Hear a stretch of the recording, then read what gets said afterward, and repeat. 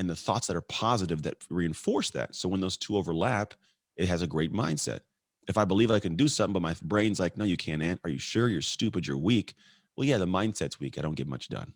Right. Then another part of it is the Welcome to Ultra Habits. Here, we go under the hood with our guests to unpack the minutiae and to understand what processes and systems they engage or research that result in ultra enhanced living.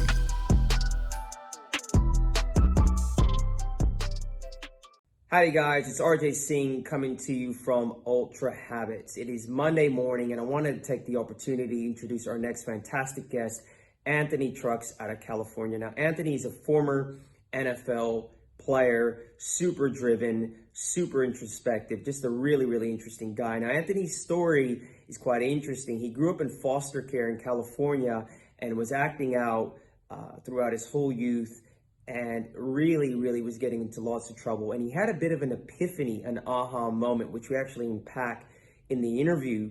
And it set him on a new trajectory where he became super focused and started to rebuild his sense of identity. And that's actually what his area of focus and expertise is. It's how do we reshape our identity from one that isn't serving us to one that is serving us. And he's a really powerful framework that helps his clients achieve this. Now, it's a really dynamic conversation. I could have talked to Anthony for much, much longer. I hope you get a lot out of this discussion. Please leave us your thoughts, give us a review, let us know what's working for you and what we can do better. Anyways, guys, I hope you have a great week. Peace. All this stuff. Hey, So you've been working, bro. I see you grinding.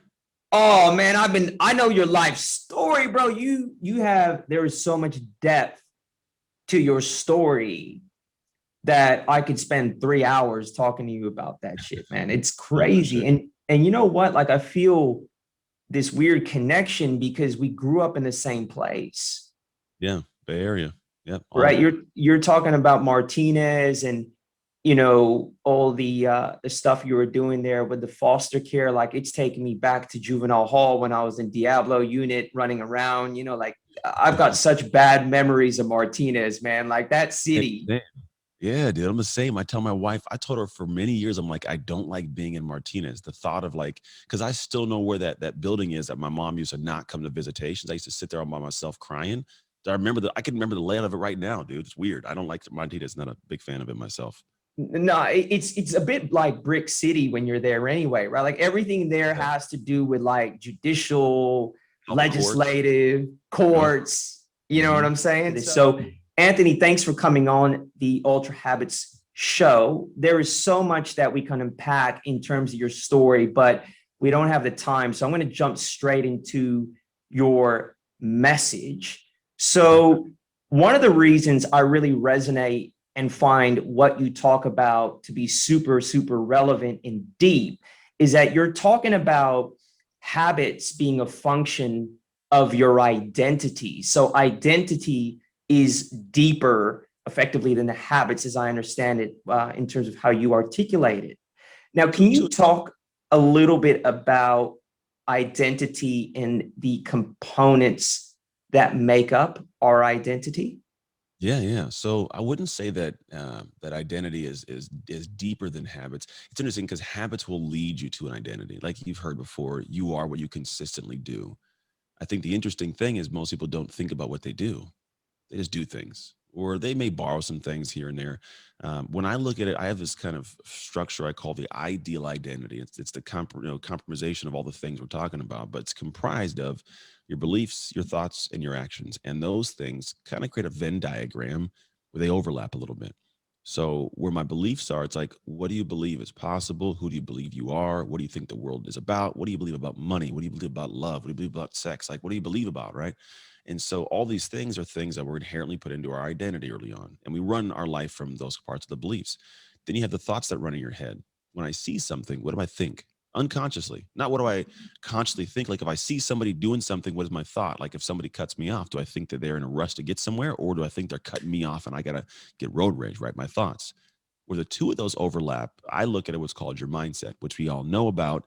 But mindset is a subset of your identity, because there are people who just, they identify in a certain level of like, I get things done. And what other people do is say, oh, they got a great mindset. Well, no, it's just who they are. We're calling it mindset, but they have a certain level of beliefs of what's possible, what they should do, and the thoughts that are positive that reinforce that. So when those two overlap, it has a great mindset. If I believe I can do something, but my brain's like, no, you can't. Are you sure? You're stupid. You're weak. Well, yeah, the mindset's weak. I don't get much done. Right. Then another part of it is the actions, and they're big, the three Venn diagram pieces, the actions. And there are certain big actions that certain people do. Like there's some cats that just, they go out and win Super Bowls. They jump off cliffs. They launch businesses. They, make these bold statements. It's just like there's an action they take in that one moment in time that just creates something special. And we look at them and go, oh, right, it's just crazy. They actually, in doing so, get feedback that tells them who they are. I'm a Super Bowl champ. I'm a NASCAR winner. I'm a great mom or dad. In between your actions and thoughts, you have the thoughts of what you should do paired with actions, and those in a consistent basis become your habits. So identity is within the aspect of like the habits are part of it. So if I think I'm supposed to every day get up and get my morning workout and to be in shape, and I don't do that, I got poor habits. Therefore, I can't become, because I'm not doing to become. And then the third piece of this that comprises all of it that I think is what quite literally one of the most important. It's between beliefs and actions. If I believe I'm supposed to do something and I don't do it, I lose a sense of pride. It's your personal pride in that area, right? I lose a sense of pride. Like I was supposed to do it. I was supposed to get up and make that call or make that email.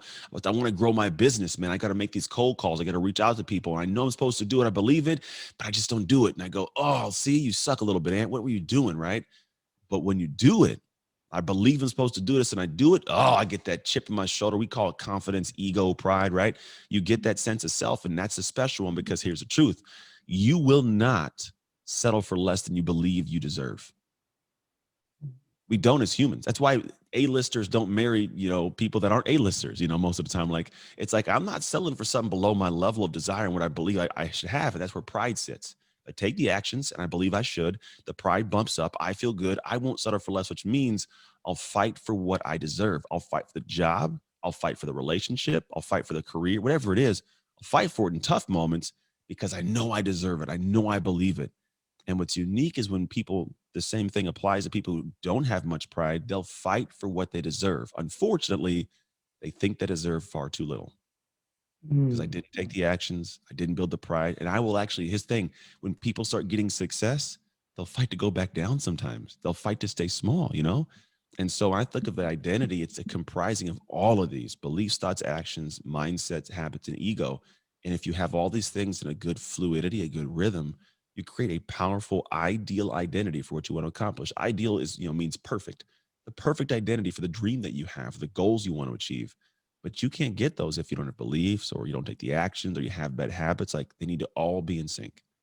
Anthony, there's a lot of depth in that, bro. And I'm just reflecting on my journey in the recovery community when we try to help people get sober.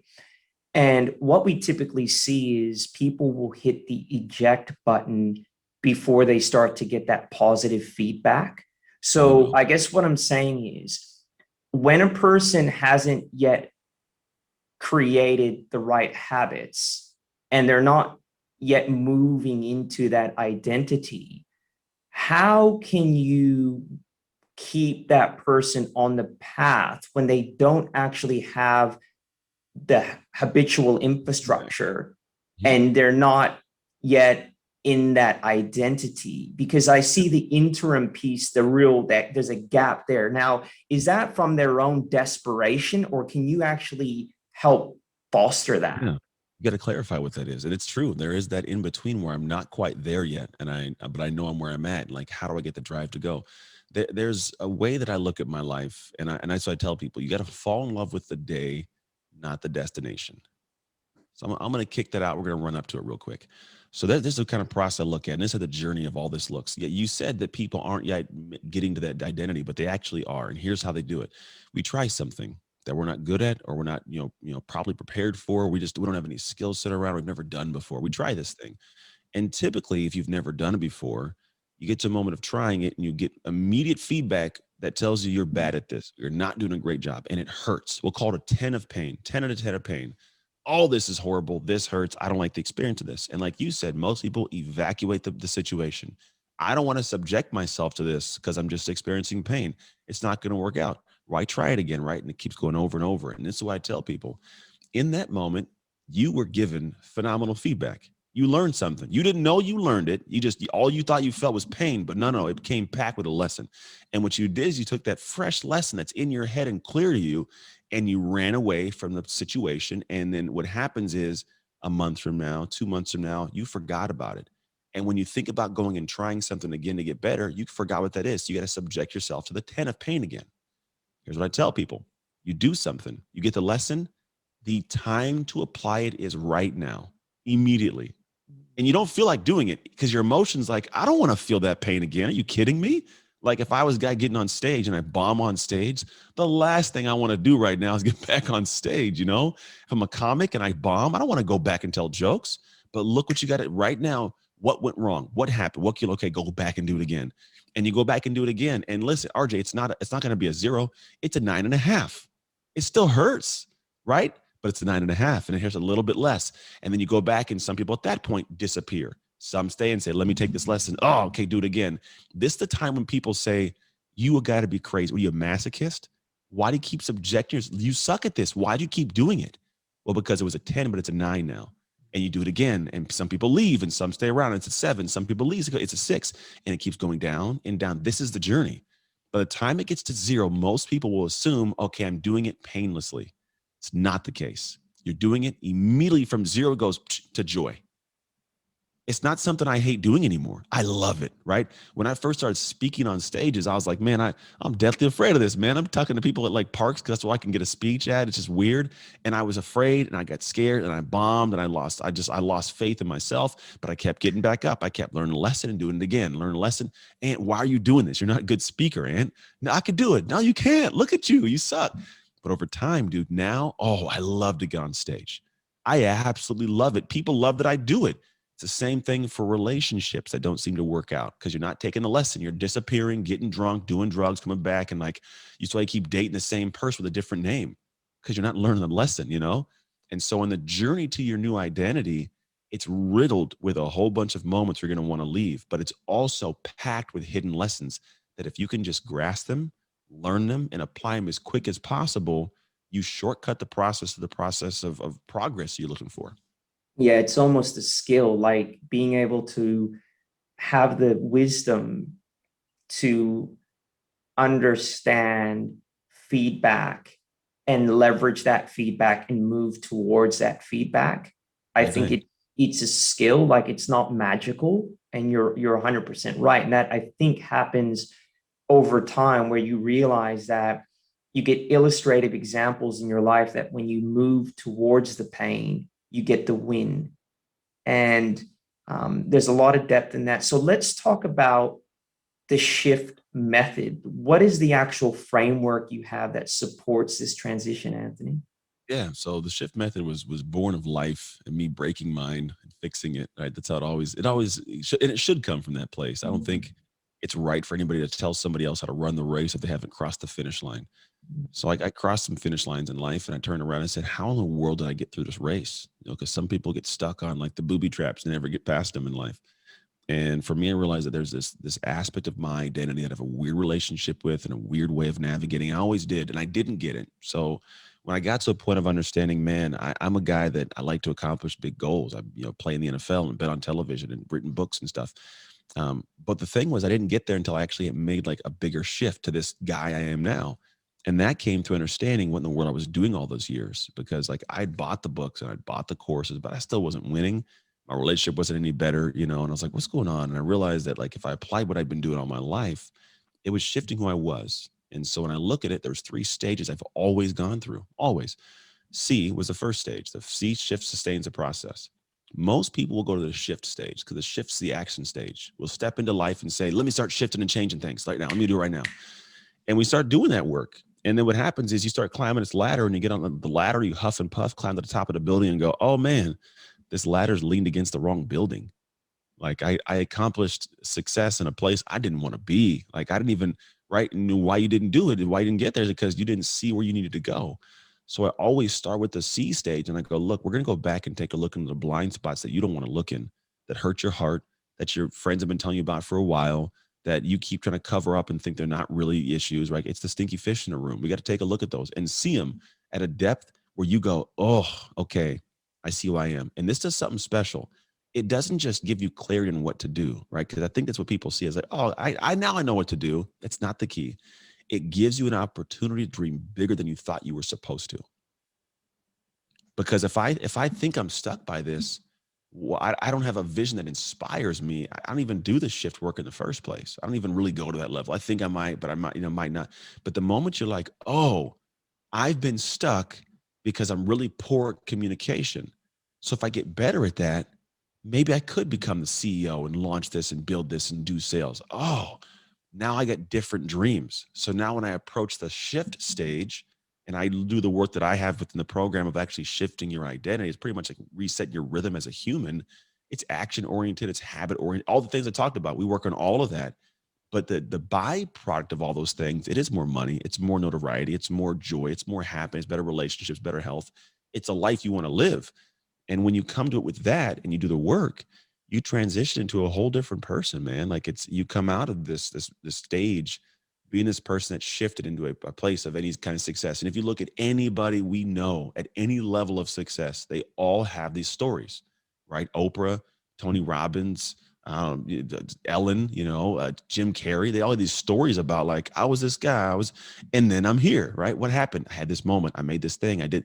And if you ask most of them, hey man, who were you when you were unsuccessful? They'll pause and they'll look up and go, man, I was somebody else back then. Right. And that was a red flag. Like that says a lot that no one's looking at. Like they're saying it right there. So I started figuring out what it takes to do that. I create a process that allows you to actually shortcut that whole flow. So it's not having to guess and do like most people do and take forever. And then once you've made that shift, the one thing that I'm really big on is sustaining the trajectory and the platform you're on. I think some people have success and they go back down, and they have success and they go back down. It's because they usually burst. I burst to get some stuff done. I fight real hard, and then I get overwhelmed or I get burned out. And next thing I know, I'm sliding back downhill because it's hard to maintain that because it wasn't who you were. It's just something you are this person trying those things, and it's incongruent, it's out of alignment. Mm. And so when I learn to be that person, I do the things that sustain it. Now what happens is I get to this platform where I'll never go back to that place again. I'll never go back to that person I was before. And that happens with understanding how to be clear in who you are and how you're consistently running. It's the hive of people you keep around you. It's who's my community? Who are the people? Because I think people say all the time, you're the average of 5 people you surround yourself with. And I don't think that's true. I think it is the average of the expectations of the 5 people you surround yourself with. So like I personally, like if I have a goal of $2 million, people would say, well, who should you hang out with? You can hang with half a millionaires, $500,000, whatever, or millionaires. Who would you choose? Depends on their expectation. Because if you got $1 million and you're content right there, you're not the best person for me. If you got $500,000 and you want to go to 2 or 3 or 4, you're my people, right? There's a difference. And so the perspective I look at is who are you around who will drive you to the next tier of where you want to go. Wow. Okay. I'm going to shift gears for a second. Now, one of the reasons I really like your message is it focuses on the individual, not the environment. So I be the change I want to see in the world. Yeah. I think that the way that you grew up in terms of a white foster family, you're obviously African-American, and your understanding of a complex subject like identity, I feel like you're in a unique position to impact this United States as a society. I think that a lot of the challenges that we're having there right now are from over-identification with ideals or ideas that aren't serving the community as a whole. I want to understand philosophically what your view is on that, and how do people start to really shift that over-identification when it's not serving the community? Mm-hmm. It's 2 levels, actually. So one is, I think the unfortunate part is we have a lot of us outsourced our identity to like Facebook and Instagram, right? We aren't even who we are. Like we spend more time. It's even worse with a pandemic. I don't have to go outside. I can paint a picture of who I am with editing software, and this is my life. And that's you can't even live up to that. You're living through this weird, looking glass of a lack of reality. It's a very odd dynamic, and so what happens is people end up spending time with a person they don't like all day because they're by themselves at home. I'm spending a person I don't like, but I'm gonna craft that person online. I like the person online more than I like the person here. So we get very secluded, pulled back, and it becomes this weird dynamic where we're now in this culture, I feel, where there's a lot more PC going on than should be. I think we're in a world where everybody like they say these things, but in the background they don't believe that. Like it's very weird. I have conversations. I see people post stuff. I'll ask, "What do you mean by that?" And they go, "I don't really believe it. I just that was a cool post." Like, you just posted that. People commented on that, and you were in. What are you talking about? And it's this weird dynamic of people. They got to do what's politically correct because I don't want my identity online to conflict with the other person's identity online, and they're all outsourced to this weird world. So that's the first part of it. I think you gotta pull back and actually say, "Who am I?" Right. And here's the other part of it. I think we really need to spend more time setting our own scales. We have all borrowed the world's scale of greatness or what's good or success, and it's a horrible model because it's always moving, always. It's like it's seriously. It's not even like the moving finish line or like that keeps going out farther. We don't even know where the hell the finish line is. And so what happens is even if you work really hard, accomplish something, get that job, somebody in the world will come along and say, "Yeah, but you didn't do this." And then now you are filled with this emotion of, oh, maybe I suck. I wasn't even good enough. You start questioning your self worth because someone from the world didn't believe or approve of your thing. And I realize that you operate from emotion all day, obviously. So if that's your emotion, why would you go after more? If it wasn't good enough, why would I even work hard? I'm going to sit back. I'm going to get out of shape. I'm going to watch things that pacify my mind and watch comedy and stuff. And I'm going to outsource my stuff onto social media. Here's my identity here. I'm going to be a troll online. It's a weird dynamic. So what I do is go back and say, how do I operate from a positive emotion? Well, it starts with setting your own scale in private with no insight. Go into your own heart. What would be great if I was to wake up 6 months from now in my house and I was doing something where I can go, damn it, I'm proud of you. What would that be? If only I was judging me, right? And you sit at home and you look at the three core ones you could look at simplistically would be health, wealth, relationships. Where would my health be? How much money would I be making or my career be? How would my relationships be formulated? And then you just look at whatever those actions are. I did this in a lot of parts of my life to get where I'm at now. And so I operate at a level where my world is based around what Anthony wants it to be. It's your So charter. it's my thing, man. And so I have like people that ask, Ant, why aren't you doing more and building more and creating more? And I'm like, dude, I'm in season of dad right now. My Mm. kids 16 and 11. I cut it off at about 3 or 4 o'clock today. Like today, I'm gonna be done at 3 o'clock. I'm done. They don't even call me. Like business is done, right? But I could work for another 5, 6 hours. Imagine if I added 3 more hours a day, each day, 5 days a week, 15. I'd have another 60 hours done of work I could do, right? But for me, that doesn't matter. Like I want to be home with my kids. And so because of that, if I adopted the world scale, I'm not doing enough.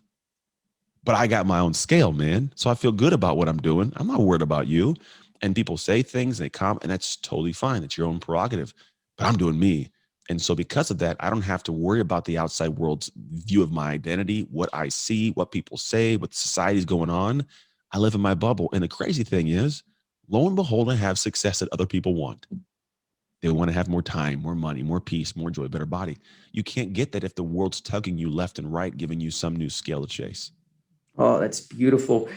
I experience that all the time, Anthony. I have other directors and colleagues that they like my output, but the way I go about it doesn't look like what they think it should look like because I pause through the day. I may run, I may integrate my children into my day. Yeah. And so it's like, well, are you giving as much energy Yeah. as you can? And I'm like, man, I manage my energy. Energy management for me is my priority. And as long as the output is there and the outcome is there, you shouldn't be concerned because you are right. If you stand for nothing, you will fall for everything. And I think that everyone, and I think especially men, we in today's society lack that charter. And Mhm. that's what you're talking about, a personal charter that guides who you are, irrespective of who or what is yelling at you in the world, right? That's phenomenal. That's extraordinary. So I I want to tap into key themes of your message that I really feel resonate with our listeners. So you talk about this concept when you were playing football and you sucked and you were getting good. And I think that most people hit the eject button before they start to get that feedback and they start to get the confidence through competence. And there was a comment you made around, you don't have the right to beat me. Yeah. I love that. Can you give context to what that statement, where that was coming from? Yeah, this actually goes back to the aspect of pride, right? So there's a thing I always have a statement: nothing matters at the moment that it matters. My son, he's a little guy, he's 11 years old, but he was like probably 8 or 9. He played basketball, and he used to, this little kid used to pick on him, and he'd talk a whole bunch of crap and beat that kid up. Whenever we get to the game and practice, he wouldn't do it, and then he'd come back and be like, "Why didn't you say something? Oh, I'll get him next time he's in it." Like, no, you're not. You got to follow through, man. Like you can't just say it, you got to be it. And so, like, I say that whole part of it to realize, like, for me, when I look at the aspect of pride and personality and like who I am, there's this level of like, I have to inherently to my core believe something in order to fight in the moment that matters. Now, he may think he's a tough guy. In the moment that it mattered, he wasn't a tough guy. You know what I mean? Just wasn't that. So for me, I look at it this. When I get to these moments of football, this is where like this aspect of whether it's a long day or it was the football in the air, I had done the work in the background so deep and so dark to a level that as a human, my investment bias would not let me take less than what I knew I deserved. My investment bias was I invested time in the dark. Therefore, I will shine in this light. And how dare you try to rob me of this moment that I've already earned before we got here? Mm. That ball's in the air. That's not your football. He may have thrown it to you. It's not your football. You know, I mean, it's different role because I was the guy lifting the weights, running the routes, catching the balls, doing the work. You can't take that from me. Well, who do you think you are? And so this kind of mentality shows up. It showed up in football, but it also showed up in my speaking. When I hop on a stage, I did a video a day for 1,333 straight days, 3.65 years. Don't you dare consider taking speech from me when I know I can get up there and kill it. I've done the work in the background. I'm going to smash this. Whether it's the way that I show up as a husband, like I've been with this woman for the last 20 years. I am a good husband, like, or a father. Like I'm a good father. I've been a dad since 16 years, and I've been doing it, trying to be the best I can. Like I've done the reps, I've changed the diapers, I've done the arguments, I've done the punishment, I've done that. I put too much time in when you didn't see it for you to come out here and say I'm not what I think I am, and I know I am. So when people want to have that moment, which is the one you've got to have to win, if you want to accomplish or win at something, you will run into that moment. It's a precipice moment we all will face. You'll face it publicly or privately, but you will face it. And in those moments, it doesn't matter what you said a while ago. It doesn't matter what you can sit there calmly and privately think. What matters is when the brain consciously turns off and the subconscious comes in and it starts to run this moment, do you catch the ball or do you not? And it's only going to happen whether or not you have done that work. And people call it cocky. They'll call it too confident. They'll call it conceited. Dude, if I was a guy, like let's say Floyd Mayweather, if I've worked that hard, that long, fought that many fights, won that many fights, I'm going to be as swaggy as I want because I know I've done the work. And you don't even know what it feels like to do half of what I've done. There's no way, because that's a big thing is people will sometimes think about like, doing anything, right? There's a difference between a person who says, I'm going to go to the gym, I'm going to throw some boxing gloves on, and I'm going to try my hand at boxing. That person, if you put them in a ring with a boxer, will get knocked out every time because I'm trying boxing. That cat's a boxer. He is identified at a different level of what it means. He's been here doing the jump ropes, the punching bag, the speed bag. He's been in the ring. And I came and I could have, honestly, to be honest, I could have been in the gym the same amount of time that he has. I could have been that exact same amount of minutes and seconds. And if I get in that ring, if I don't see myself as a boxer somehow, I will lose every time. And that's the difference, man. It's the reps. It's how you do the reps. I tell my son all the time, you got to get a workout. I got to work out. But did you get a workout? You know what I'm saying? Like, did you go out there and legitimately get a workout? Because if you didn't get a workout, when it comes to you on the track and there's a kid next to you, it's a 200 meters, it's the last 50 meters, the kid who did the work in the dark that nobody saw, that dude will win because he will pull something out of him because he does not deserve to lose and you do not deserve to beat him, and he will find a way to win.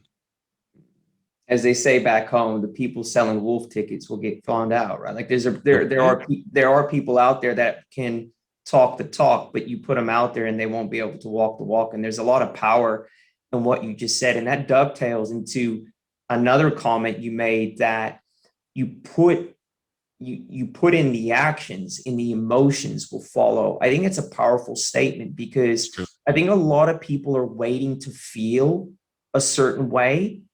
Talk about that, Anthony, because I think people don't realize that actions are our way out of the matrix.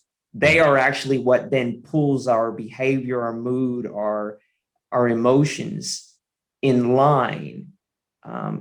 Talk about that a little bit. Yeah. So the thing is I think we're all trying to find ways to get to a level where, I guess what I could say is we're trying to get to a point where we feel a certain way, like you said, like I feel love, I feel joy, I feel confidence, and I feel emotions, period. And most people don't realize that you don't feel emotion. You take an action and it creates that emotion. I look at love as a simple, clear one. We know love is an emotion, right? It could be an action, everything, but it's an emotion. And when we get to the emotion of love, I think about how it's crafted and created. I have children, and when my kids were first born, all they did was eat and poop and cry. They gave me nothing, but I loved them. Why? And it wasn't because they were my kids. There wasn't a moment. Like there's a connection, right? But it's not a love. It's not like I'm gonna take a bullet for them. When I think that sets in, it's about like month 1 or 2. And here's why. Because I go home and the action is I make sure this baby survives, right? I'm feeding it. I'm changing the diapers. I'm up in the middle of the night, bouncing around, trying to get the kid to go to sleep. I'm giving this action of what love looks like and what love as an action is, and I get to experience the emotion. Giving it is what allows me to feel it. So the action precedes the emotion at all times, right? If I'm in a relationship where I feel like it's loveless, there's no love because I need something and she won't give it. And so she doesn't get it because I won't give it. And now she's mad because she ain't getting it. And we're both going back and forth like, give it to me first. No, you give it to me first. And I do give it and it's rude. It's like this back and forth. But if I look at like that movie Fireproof, for 30 days, this dude just gave. He just gave the actions of love. And what happened in the action of doing so, he created the emotion of it. It was a byproduct of what it is we do. Same thing if you want to say, I want confidence. Great. You want to have an emotion of confidence? No problem. You don't wake up one day with it. The confidence comes from I put myself in the fire and I walk through it. The action. And that's what follows up with the confidence to take more action, to build more confidence, to keep stacking my chips. And so if someone's in life saying, man, I want to do it. Well, what I call is you're suffering. You're just suffering in this weird cycle of whatever's going on, and action ends suffering. If I'm hungry, I'm suffering because I want food. The action of eating ends it. If I'm, suffering and I stink, a shower action ends it. No different than anything else in life. But with emotions, man, the action will end that suffering of lacking that emotion. What about those people that have a fear of transition and change? I know that you talked about the power of your North Star. Is that really what someone's leveraging when they're facing change? Yeah. I mean, the thing is people are so addicted to the person they are. They think that in losing who they are, that they're going to lose everything. But the truth is that statement that I think it goes, the cost, let's see, the price you have to pay for who you'll be is going to be who you are today or something like that. It's I butchered the statement of it, but it's pretty much saying like, you're going to have to pay the cost of your entire self today to get to who you want to be tomorrow. If you don't pay it forward, you have to pay it forward. You got to sacrifice it all. It's kind of this thing, it's the cost of your future self is your current self. That's what it is. The cost of your future self that has what you want, it's your current self, which means I got to give all of me. And people are afraid of giving all. It's pretty much like bearing. I'm gonna bear all, and so I'm gonna put it on the table. And there's a thought of like, well, what if it doesn't go right? What if it's not somebody I like with it? All that kind of stuff. And so we will be addicted to this current person. We will absorb and be okay with the pain we have because the evil I know is better than the evil I don't. I don't know what that could be. I don't know if it could be great. So I'm going to get okay dealing with this poison and this evil. It's kind of like a snake, like a snake handler who takes like venom they'll take a certain amount of venom because they realize they can handle the venom. And they've essentially assumed like, I could deal with this. If I get a big bite, I'll be able to survive. Right. And I'm like, why don't we just stop living with venom, man? Stop handling snakes. Right. Don't live a life in that way. So when I look at people who are aspiring to do something else and I go, man, I'm scared of losing the self I am, or like that's what goes on internally. It's realistically, you're just pretty much you're committing to the person you are. And if you commit to staying that way, it's a commitment to only having what you have and nothing more. Because if you commit to this identity, if you commit to staying in this identity as you are right now, you've already got what that identity is going to give you, and you don't like it. So why are you fighting to stay with this outcome? The only way to get that next outcome is to elevate to the next level identity. And it's going to be work. It's going to be hard, but the time will pass and you've already done work, right? You're going to continue to do work. So you can either waste the work and end up in the same place you are, or do a little bit more and have a joy and a passion and a love of life far beyond what you can actually comprehend right now. Mm. I'm gonna shift gears slightly. Tim Grover, in his book Relentless, I like that book, but for me, it's not tempered with how do I put this? It's all about performance at the expense, in my view, of whatever else. And there's a part in his book where he talks about embracing the dark side, and he almost advocates it. Like, high performers need to have this dark side that they play with. Now, you've touched on it in your material, where I'm now really, really good at something. I've now created my identity around that. You're not going to beat me. And now I've got a chip on my shoulder.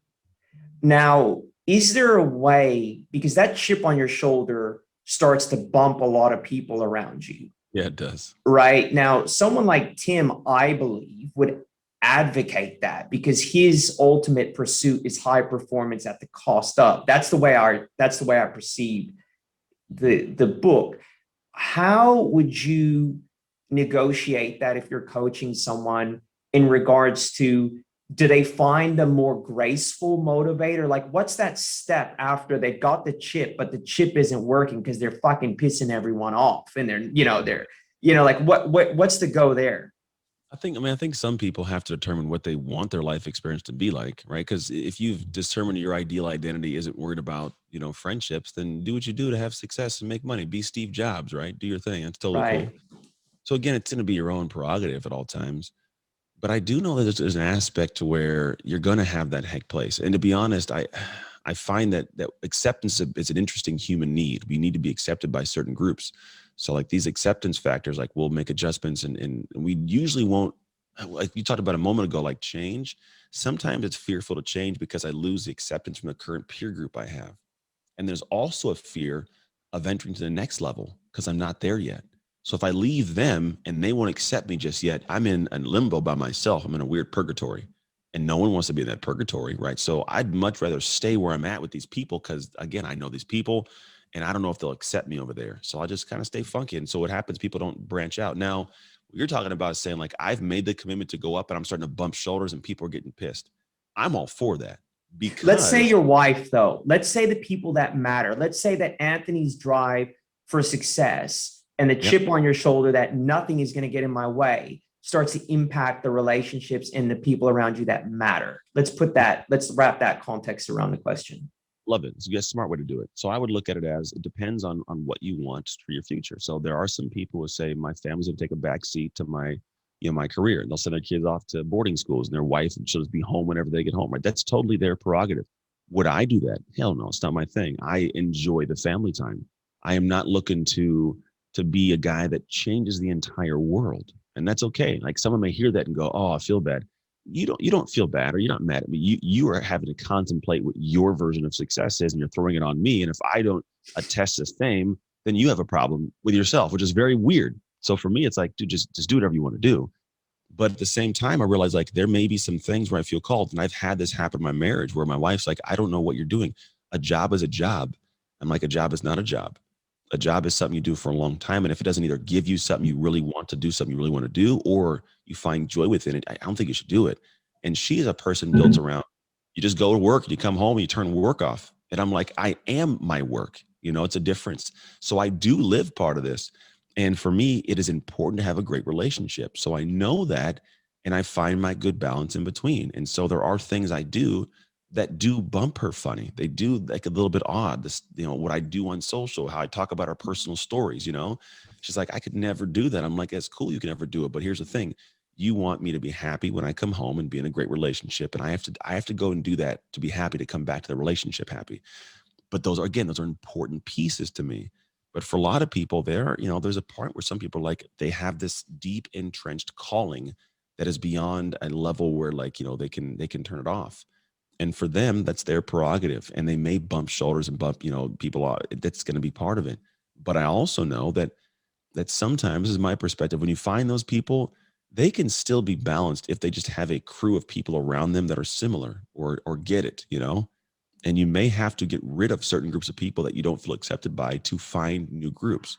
For example, when I left my groups of people that weren't at the tier, wanted to go to where I wanted to go, I tried to have my wife be that person. I wanted to confide in her, tell her story. She does it to this day, never listens to what I do. She doesn't know what I do. She does, but has no clue, I get like that, bro. Totally completely get it. separate. And I wanted her to be the person to hear. And I found not her. I actually had to find other groups. I have other groups of people who get me, who are dialed, but it allows me to be able to be happy, do my thing, but also know my bigger picture is I'm in season of dad. I'm a husband. I'm a father. Those are my other core pieces. And so I have a good ebb and flow, but that works for Anthony. It Yeah. may not work for anybody else, but it works for me. It's about your values, I suppose. And some people may never evolve past the hustle hard mentality, I Yeah. suppose. And that what you're saying is that's not necessarily a bad thing. It's just where they're at and what they value, right? So Yeah. people that I work with feel it's weird that come rain, hail, or shine, I have to be home for dinner at 5. Like I have to be there. And Mhm. for me, I look at people that are that are in the office all night. For me, they're hiding. Yeah. That's my view. And because it's more difficult to go home and negotiate home life. So, but again, it comes down to my values. And I guess that's what you're saying, right? Yeah. It definitely does. That's, and the values are rooted in what your life experience should be like. And it's like, what do you value is also like who you are, right? Because who you are will show what you value, right? When I tell myself, oh man, I do this for the family, but then you're never with your family. Like, no, you're showing what you value. Your words are saying one thing, but your actions identifying what you do, they're showing me your values, right? If you yell at your kids all the time, you're just crazy guy. Like, you may say with your words, but your actions, what you're consistently doing, your identity, it shows me what your actual values are. One of the things that's unique that you talk about and you do, something we do in the recovery community, is when we when we are angry at someone or something happens, we rigorously look at our part. So we don't look at what that person's done. We, Mhm. independent of that person, what they've said or done to us, we look at that our part in that particular situation, and it's this kind of form of extreme Yeah. ownership. That's unique to you. I've never heard of someone that's not in the recovery community, in the sobriety recovery community, doing that. Talk about that whole process. I mean, we know there was some stuff that went on with your wife. I mean, that's happened. But Yeah. one of the unique things is how you then took that situation and you were like, well, how did I play a part in that? Like, why is that so important, Anthony? It's well, I think it ties to a lot of the work I do, because if I don't know who I am now, if I don't have the GPS coordinates where I'm starting, where I'm going, I can never get to where I'm going. So I wanted to have, at one point I was like, I want to have a better life, man. I don't want to be in this weird tornado of crazy. And the problem is people will go ahead and chart the GPS. Like, I want to go here, but then like, well, where are you starting from? If you don't know where you're starting from, you can't put the little blue line down, man. You'll never get there. And so I was in this place where like, yeah, I was not happy with me. I didn't have a good relationship. I wasn't in a good shape. I wasn't a good dad. Everything wasn't where it needed to be. And I realized, I don't know if it was in moments of weird conscience or spending time by myself, I was like, man, I am the common denominator in all my problems, man. I'm around them all. Every one of them's got me involved. And it was this thing of like, all right, well then I went actively and said, where am I the problem? That was the really big piece for like the language. Where am I the problem? Because for example, my wife had an affair. So if she has an affair, you're not commonly going into that saying, where am I the problem? That's That's not right. a lot, it's like, but I realized, man, she made a choice. And people ask how I forgave her. Well, at the end of the day, like she made a horrible choice. I take nothing from that. That's her demon to deal with for the rest of her life. But at the same time, I can understand the human, right? So she wasn't doing something to maliciously hurt me. What had happened, my role was I left a 25, 26-year-old woman alone with a 4-year-old and newborn twins while I went off and hung out with people at a gym from her perspective and try to get people in shape. So she didn't have anybody fulfilling the needs that she needed, not only just to take care of the kids, but also her human relationship needs. What I'd promised her I would do, I wasn't doing. So the choice he made was crappy, but it took both of us to get her to a place where she even felt she needed to make a choice in the first place. That was my place. That was my problem in the situation. So I can own that. Situations that had to do with like the business. People stole money from me that were, people that like were kind of close. Like I thought that we were cool. And I find them taking like $12,000 from the business when I needed it. I was into bankruptcy because I couldn't pay bills because I was paying out all this money in overhead. I was like, damn. And I started realizing, like, man, sometimes at the end of the day, it's like my fault was I trusted too much people I'd just known for a little bit of time. That's my fault. I can get mad at you, but like that's your nature. That's like I can't get mad at a zebra for having stripes. I was like, damn, like you said, that's your nature, right? I should have been smarter, paid attention. Because here's the power within this. When you give yourself permission to find the holes, like we'll call it, you give yourself permission to patch them. If I don't give myself the chance to find what's going wrong, I'm going to continue to keep having holes. You're not a Like, victim. yeah, You're not a not a victim. victim, right? Yeah. Yeah. That's a big piece of it for sure. Like the world didn't do something. I always have control of my response or situations. I always had some kind of control. And if I don't think I did, I live a life of hopelessness. It's a tough place because when you feel that, it's like, why even give any energy? Why even try? But when you flip it and go, oh, okay, I see what went wrong. I'm going to try and do it different next time. I'm not going to do that next time. And you make an adjustment, you make a tweak, you make a shift. When you make a shift, you can reapply that lesson we talked about and get better and get better and get better. So when I was going back looking at my life, I was like, oh damn, okay, I see all these things that went wrong. I now have these ideas of what I could do differently this time. So the hope I had back then, I can now live in that same hope again because now I understand why these things didn't pan out. Not an assumption of it'll never pan out. It can, but now I know how to make it and I tried. And some things didn't work perfectly, right? There's things that had to be adjusted again, but then it gets better and better and better and better. And all of a sudden, now these things I struggle with are things that I don't even second guess anymore. It's like people right now are stuck wanting things that they don't realize you're like 4 problems away from it. Like 4 legitimate problems away from the place you really want to be. You think it's 1, it's 4. And the reason I say it's 4 is because you're dealing with this problem right now that has kept you away from accessing the next one and the next one. Because at some point, you will finally be blessed with the opportunity. I say opportunity to face the problem that is the door to your success. That's a very, very profound way of looking at it, Anthony. Everybody's stuck, man. That's a very profound way of framing a problem. Wow. I want to talk about your parenting because we got a lot of dads, and I love your philosophy on parenting. There was a comment you made around bring me solutions before excuses.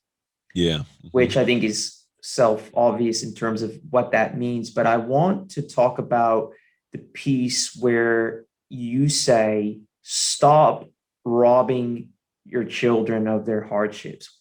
Let's unpack that, because that's brilliant. Well, I look at my life. I got about 8 more minutes here.